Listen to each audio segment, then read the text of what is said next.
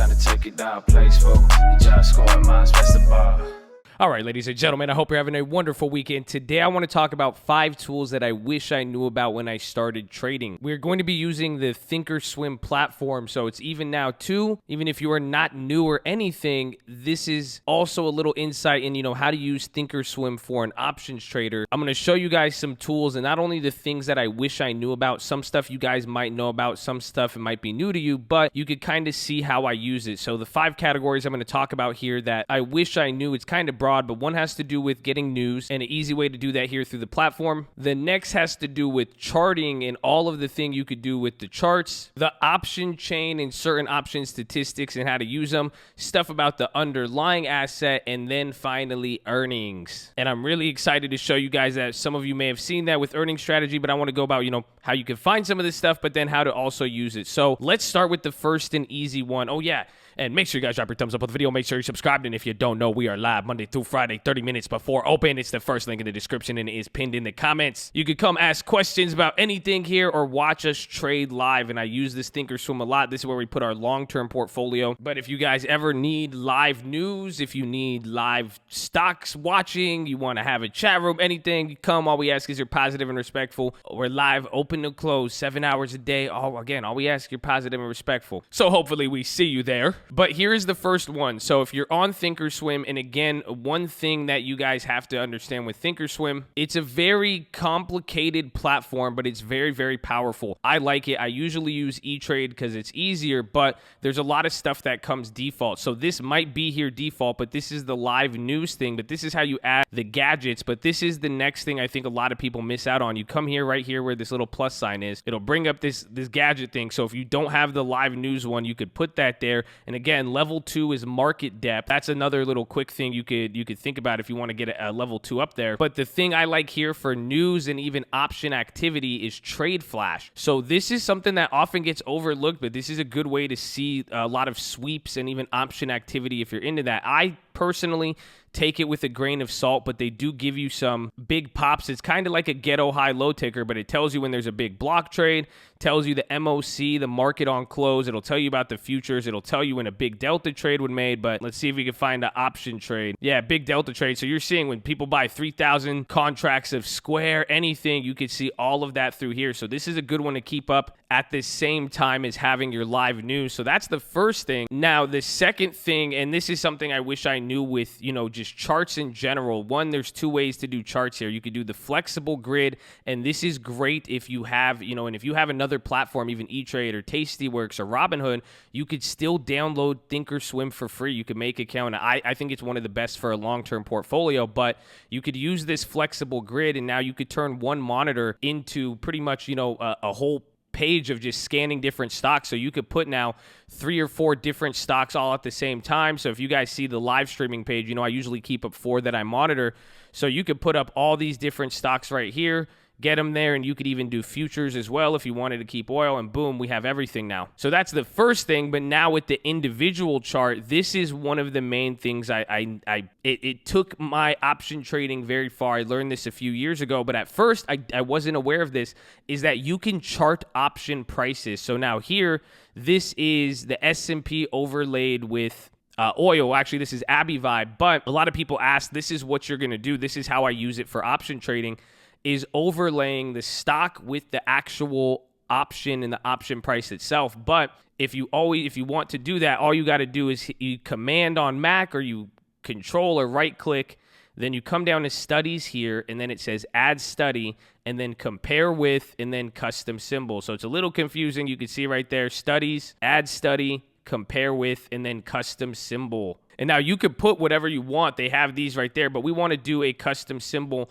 You enter in the symbol. So in this case, right now, we have it overlaid with CL, but we could do AbiVi if we want. So then you could put the underlying stock here. And then one thing you need to do is then command or right click on it again edit study comparison, and then this will give you a better way to switch through symbols and find them if you need to. But then also it'll do automatically, it'll be on line instead of candlestick looks the best. And then it gives you, just a apples to apples comparison when you're looking at it. So you do that, but now how do you do it? And this is the thing, is that you can chart options, and a lot of people aren't aware of this. Now, Robinhood lets you do this if you own the stock. So you could see here on these NVIDIAs, if you go to all, this is a chart of the option, but again, it doesn't really look too good on Robinhood. I don't like the line charts for some reason, but you could see the option price. And now, why is this important? Because options market is separate from the stock market. So getting to see the option price, it could tell you stuff. I like to look at it and see the historical price of the stock. But even then, if you looked at this NVIDIA 320 call on the week,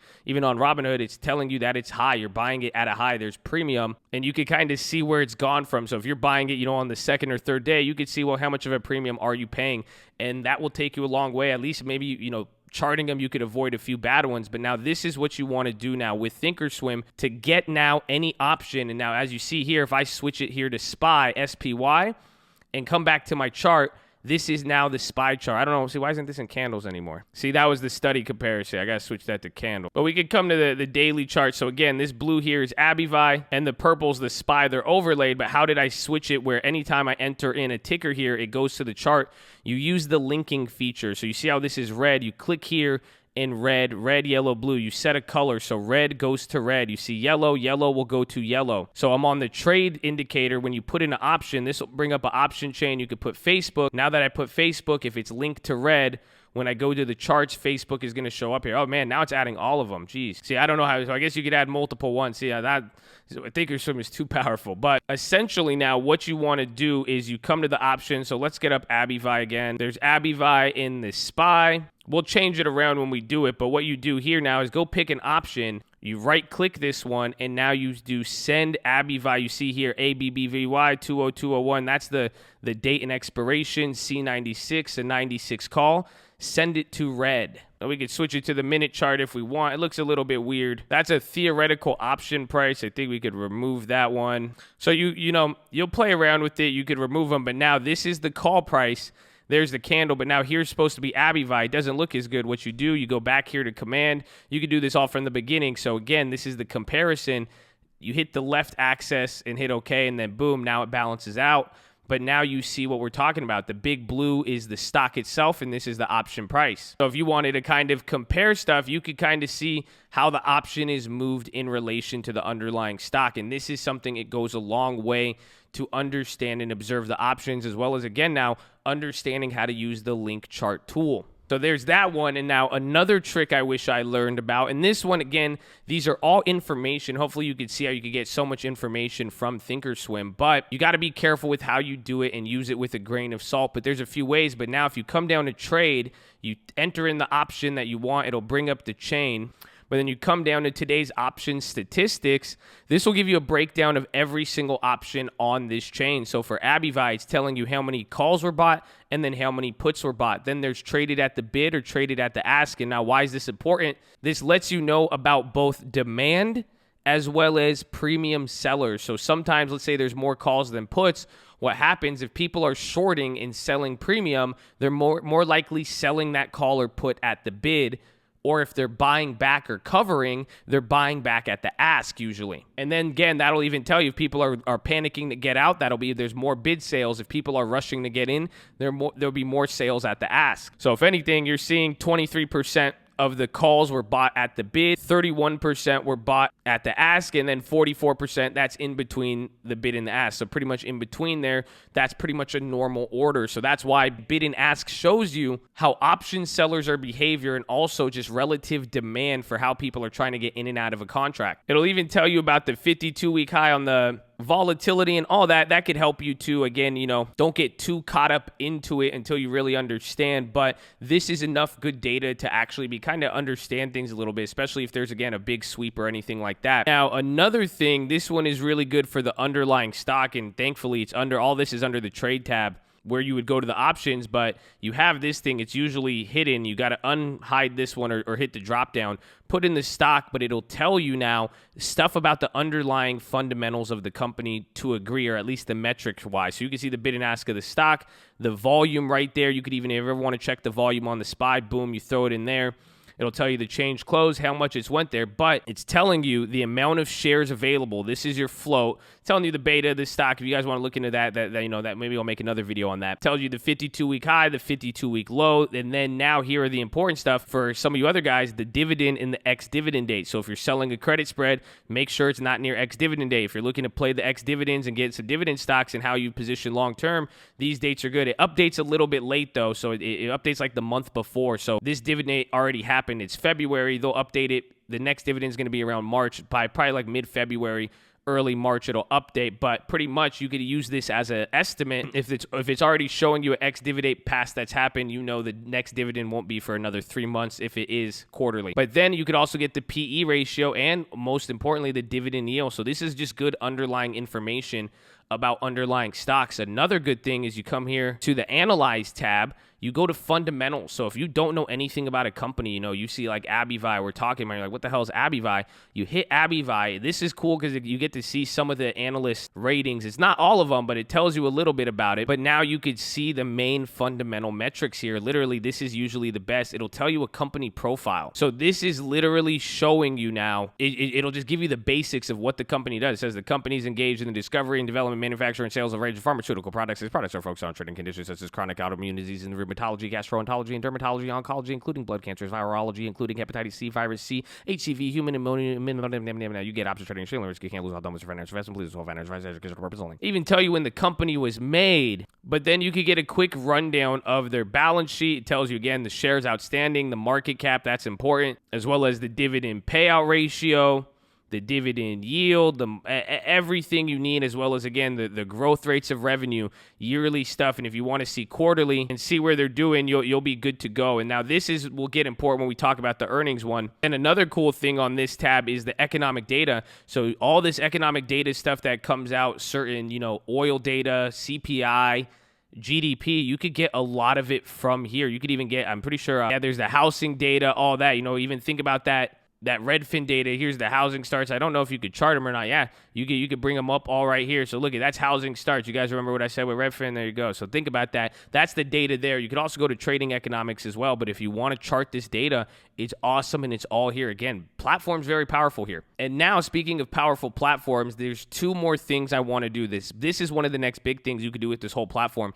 It's on demand. And again, now ThinkOrSwim, you make an account here. You click of a button before you log in. You could use it to paper trade and make a fake account so you could practice. And a better way to practice and backtest is this on demand thing. If you click this on demand, it's letting you know you could run what it is. It's pretty much going to give you a fake amount, but it's going to repeat a whole entire day. So here you could set the whole entire day. We could go back even to today at 6:30. And now you see it's waiting for the on-demand, boom. So it takes a lot of memory. I just had to restart because of that. But now this is replaying all of today, even down to the options trading. So you're going to see the options move and the prices to do all that. You see how they're going. It looks like a live trading day. And now you could pretty much simulate a day if you'd want and go back and test and try strategies. So it's really cool to go and look back, to back test any strategies. You see something that happened with options, you could try to replicate and imitate that or see what's working for not. But it's really, really powerful. But you do that, the on-demand, I think you just click it again, then it goes back to normal. And then finally, the final tool, this is the earnings tool. I'm saving the best for last. You go to the Analyze tab, you click earnings. This is how now you could use a company, or you could use the earnings chart here for a stock that is going to move. And now this is great because it's giving you the earning history. So how do I use this? I look back to see, one, this is telling you the price. So I like to see on earnings, was the stock for one earnings, how did it perform? You could tell easily, is this company a big mover or not? You could see there's been a few quarters, NVIDIA didn't move. Some quarters it moved a little bit, then some other quarters were bigger. But really in the last 8 or 9 instances we have, you only see one really, really big move or two back-to-back here. So that's what you could get an idea for as well. How does it move? And then the best part is you get to analyze. This is what I like to look at.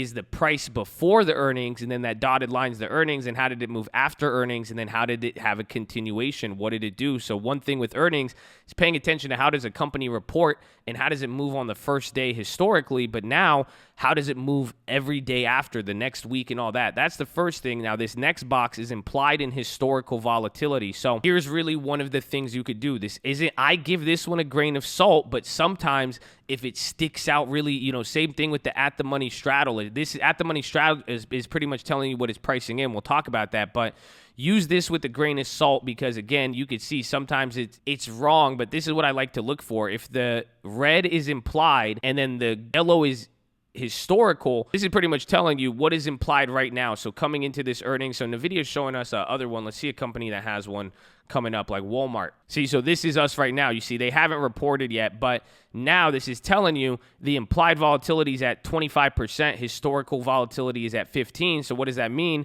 The options are actually more expensive than they've historically have been, throughout the past. And it's not just factoring earnings, just in general. And then again, you see that here, same thing with this move, same thing with this move. On almost all of them, it's showing you that's what you see. But now sometimes, I guess if I go back to NVIDIA, you could see there is instances like right here where historical volatility is higher than the actual volatility, and that could give you something. So that's a good sign sometimes. Even right here, if implied volatility is lower than the historical, that could either mean that the market's not expecting a big move, that's why it's lower than the historical one, or the market is wrong and is mispricing something. So again, that one we take with a grain of salt, but now the next one is the at the money straddle, and what I like to see is now you get to see how the pricing moves. So if it's the at the money straddle, this is showing you a percentage.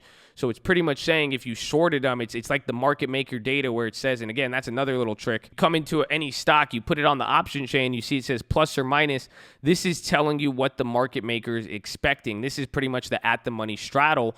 But now when you go here to the earnings tool, it's saying the percentage of it. So it's like broken up. Again, it's shoddy data sometimes. These two I take with a grain of salt, but they tell us something. But you could see coming into the earnings, everyone's been pricing at 4% at the move, and then you could compare that to last time. So pretty much last earnings 4%, last earnings 4%.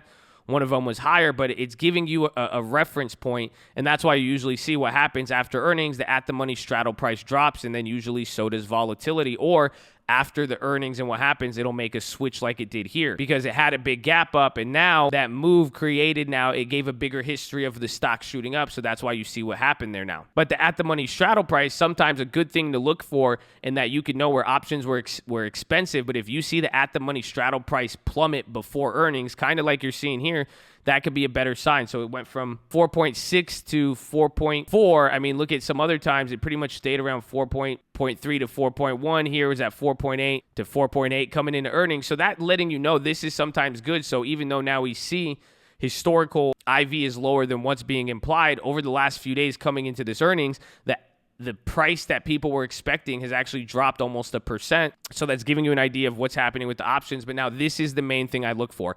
This thing gives us everything we need because it's telling you how did they report last time. One, what was their actual EPS that they hit and what was estimated. And what you'll see, it's often like a chart and then some stocks. So this is where now if you want to compare, you go to NASDAQ or you go to any of the earnings sites, but you could get it on NASDAQ and go to the earnings estimates, or you can even go to the company itself and see what they're estimating for this quarter. So that will be now the Wall Street estimate. You could even get the companies, but if you get pretty much analyst reports on this, it'll show up in green. That's where, so it's what are they expecting and then where does it hit? And then one thing I like to look for is after earnings. So let's say now we're coming in to identify a quarter, how you could identify companies for earnings that move a lot is when the gap between these from the last earnings is big. So usually now if there's a wide gap between what the company reports and what the analysts expect, that's going to create a wide move in the stock. Think about it. That means Wall Street and what actually happened, there was a wide divergence and they were, surprised. So that's one way you could see, when I'm looking at this, what's going to cause a big move for earnings? Does this company move big, or is this going to be a pivotal earnings even based on the last one? So after a company has a big surprise, so if you find one of these and there's a big gap between the two, it means they had a pivotal report, so that the next one will be an opportunity for them to either miss big again or it'll do good. So you could even see here Wall Street, this is, one of the instances now, and this was Walmart, and this quarter they had one of the really big drop. You saw how Wall Street was estimating higher than what actually reported, and then that changed their guidance. And that's one thing this doesn't show is the guidance. So sometimes after these big events like that, or a big earnings miss or divergence, or now even some companies like ANET, they had a big drop, but you'll see here they beat Wall Street's estimates, but they changed their guidance. So that's not something that this is going to reflect. But all in all now, something to look at is just even this in general. You could see this, I guess ANET's a bad example because it's been going down, but when you look at the historical chart, it's actually been pretty up. But the way I look at this is kind of the trajectory of the stock. Usually, as you see, estimates keep going up, whether they beat or miss, they keep actually, they keep beating Wall Street's estimates quarter after quarter. This is usually showing the trajectory of the stock. So that's how sometimes you could have it flown in line, where sometimes now the stock will be trading above or below. And that's how you could find stuff undervalued or overvalued. So an example of this, you could see with the earnings like AMD. Imagine the run up that AMD has had. You could kind of see here. I think this is showing you 1 year, so it kind of shows it. But take a look at the stock and then when it really started to break out. But go back to their earnings and the earnings estimates. Imagine AMD from April 2018 coming in, it's holding down. It would go up, it would hold down, but then what do you start noticing for these last quarters? Guidance was going up and they kept beating the earnings pattern and trajectory. It's reflecting what the stock is going to do. So that's how you could even find laggers and leaders between the company's value and even their earnings estimates. So it's kind of like when I show you that divergence between the SPY and all that, but that's just the base of it. Ask me about this more on stream. It's something you'll see in general, but now you guys could get a quick idea of how I look at it. You could look at it yourself, but it is a great tool, and even then, this is just a great place to start some of these factors. And now the main thing, if you do want to understand earnings the best, it is going to be reading the quarterly reports and just understanding guidance and what's important, how every company has metrics. We have a video on that, reading a stock earnings report, so check that out. But that is pretty much it, ladies and gentlemen. So I hope you enjoyed it. Let me know your feedback. If you have questions, you want a part 2 of this or anything, let me know below. Let me know what you feel. And if anything, I'm going to see you on stream in the morning when we have it during the trading days. Monday's going to be closed, but I will see you. Well, not tomorrow for the while. I don't know. Oh, man, that's going to be a little tricky. All right, but I love you all, man. God bless y'all. Let's go.